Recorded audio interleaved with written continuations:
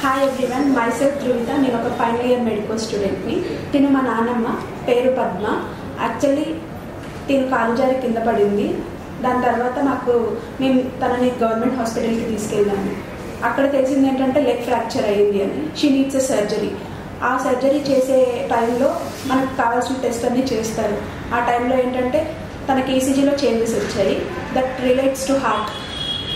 తర్వాత మేము ఏంటంటే ఆలోచించి అక్కడ ఉంచడం అంత అనిపించక తెలిసిన వాళ్ళ ద్వారా ఐకాన్ హాస్పిటల్లో డాక్టర్ రవిశంకర్ ఉన్నారని తెలిసి, కార్డియాలజిస్ట్, ఇక్కడికి తీసుకురావడం జరిగింది. దాని తర్వాత సార్ ఏంటంటే హిస్టరీ అంతా కనుక్కొని ఎకో చేశారు, యాంజియోగ్రామ్ చేశారు.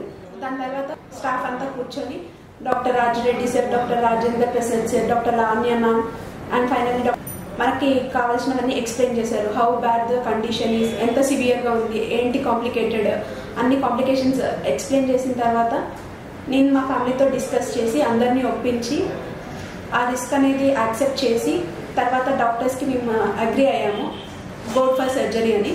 అదేవిధంగా సార్ వాళ్ళు కూడా అంతే కేర్గా తీసుకొని అంతే ఇదిగా so finally they did a surgery చేసి ఇప్పుడు finally she is happy, we are happy. Thank you team icon.